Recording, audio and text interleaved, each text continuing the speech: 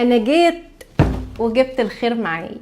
كنت هتجنن واجيب جهاز البخار ده من زمان قوي. الجهاز ده اسمع عنه ان هو كنز في المطبخ. ليه بقى؟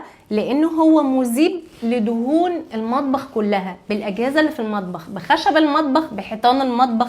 مش المطبخ بس، ده كمان ممكن الحمامات، ممكن الشبابيك الالموتال، ايا كان. فانا كان عندي فضول جدا ان انا اجربه. واحلى حاجه زي ما انتوا عارفيني ان انا بحب اي حاجه وارد من السعوديه او من الخليج. طبعا الجهاز ده معاه قطع كتير قوي. طبعا دي للبوتاجاز، ده اهم حاجه. حاجات كتير.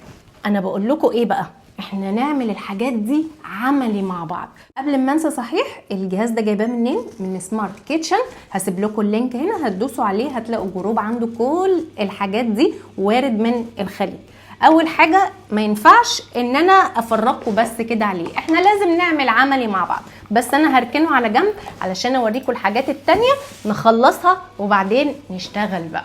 جبنا ايه؟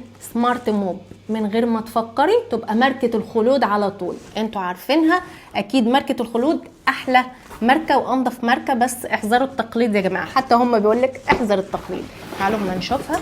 طبعا الخامة في ايديكي اصلا فظيعة. معاها طبعا الممسحة بتاعتها، معاها احلى حاجة كذا قطعة غيار. كام واحدة بقى؟ 3. يعني عيشي براحتك بقى، نفضي البيت كله، اعملي واحده للحيطان، واحده للارض، واحده مثلا للحمامات. بصوا الجمال بقى بعد ما ركبتها. واحلى حاجه بتروح وتيجي معاكي ناحيه تبلي منها الفوطه والناحيه التانية تصفيها.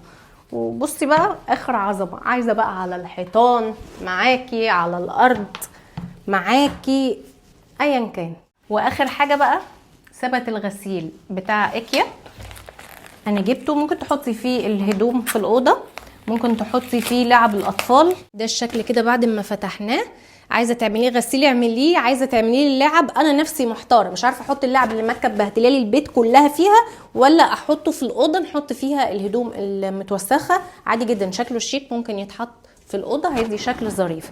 ده بقى نركنه كده ونعمل ايه؟ جهاز البخار مع بعض. وعلى فكره الحاجات دي كلها برضو من نفس الجروب، وهو جروب سمارت كيتشن. ورجعنا لجهازنا البخار، مليت الميه وحطيت القطعه دي. ليه بقى؟ علشان احنا الستات كلنا بنتعقد من الفواصل بتاعه الرخام دي. تعالوا ما ننضفها مع بعض. بصوا يا جماعه الاركان نطفت ازاي. حطينا بقى القطعه التانية نعقم بيها الرخام. بصوا الفرق يا جماعه، بصوا الفرق. شايفين البوتاجاز عندي متبهدل ازاي؟ فتعالوا ما نعمله مع بعض.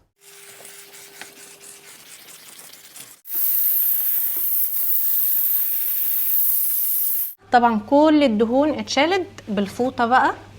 بصوا الازاز رجع زي الفل من غير اي دهون عليه، والبوتاجاز من تحت كمان، والمقبض لا يعني زي الفل.